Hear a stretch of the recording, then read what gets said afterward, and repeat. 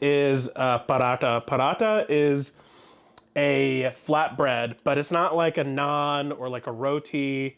It's not like any kind of flatbread you've ever had before. It's got a flaky pastry-like crust, so it's almost like a flatbread pie crust.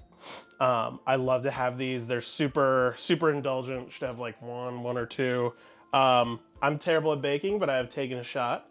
What I've done is I took 3 cups of wheat flour that's ground very thin.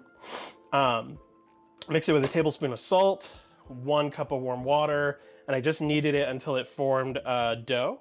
And I'm leaving it for an hour. In an hour, we'll get back to it. And what we'll do is we'll actually roll out, we'll cut it up, roll it out, and then spread ghee, which is clarified butter, on the pastry. And then we'll roll it just like you would a croissant. And then we'll let that rest for an hour, and then they'll be ready to cook just on an open pan. The other thing that I'm making are chapli kebabs. So for the kebabs, we're going to cut a bunch of vegetables and prepare them. We have some beef here. The real OG version is to take this and 80-20 beef or mutton and mix it with bone marrow and cook it. Wow. I couldn't get the bone marrow. I wanted to do it so OG style, but we'll start. I have serranos here. You could use any kind of fresh pepper. I don't follow, for most of my cooking, I don't follow a recipe.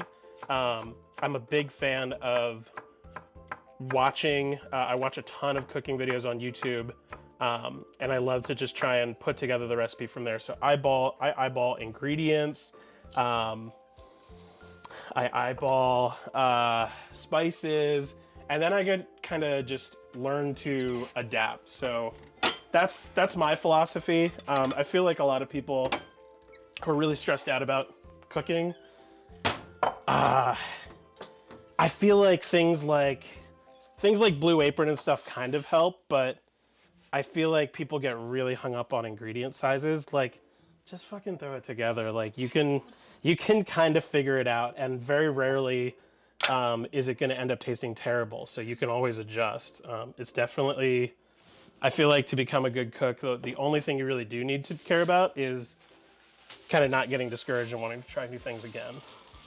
So we're just gonna lump. I'm also terrible with mise en place, like getting all my ingredients together. So I do it on the fly too. So don't let anybody tell you have to prepare a bunch of shit first.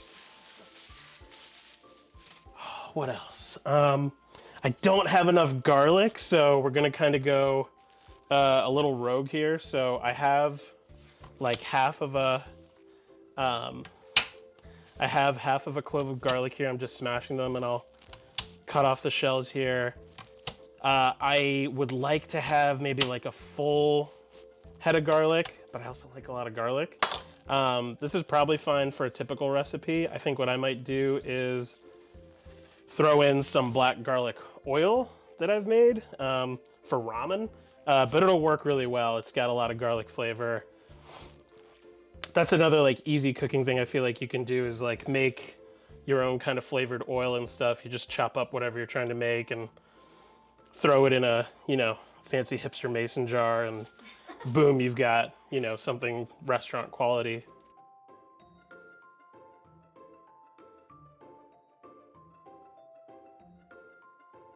The dough has rested, so the glutens can do their thing and expand, so it's nice and fluffy. I think that's how bread works. I'm putting a wet towel over these pieces. What I'm gonna do now is have lightly flour this work surface, and I'm just gonna start by flattening this bad boy with my hands. So first thing we're gonna do is, like, this kind of looks like any flatbread to start. And what I'm gonna do is I'm really gonna like press this out as flat as I can, and it's okay if it's a little sticky. What we're gonna be doing is flattening this as wide as we can, and then we're gonna actually like fill it with a little bit of ghee, and then we're gonna wrap it. So it's gonna end up kind of like a pastry dough, like a flaky puff pastry. So it's gonna have a lot of layers when we're done with it. but I'm just gonna start. This is going very well so far. I'm definitely kind of like curious myself.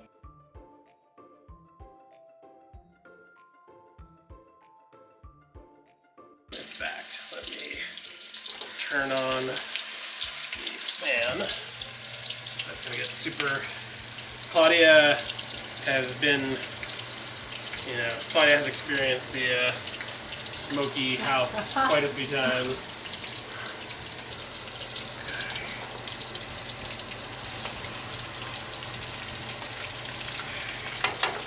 These basically need to grow until they look like kind of crispy on the outside. That's pretty much all we need. So we roll it out again. So now it's got like dozens of layers or a handful of layers. Make it kind of pretty, maybe. So I'm just gonna flour it up a bit. I think it's pretty much ready to cook.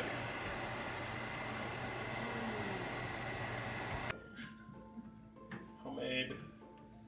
I might still do it. We'll see. So I think you can actually like save these once you make them to this point. Like you just cook them through. That's how you get them frozen. Oh yeah. So they cook them until the flour is cut out, and then from there you can freeze these. You can make like grilled cheese with these. It's like if you want to upgrade your quesadilla and turn it into like a pastry, you can use some of these. Yeah.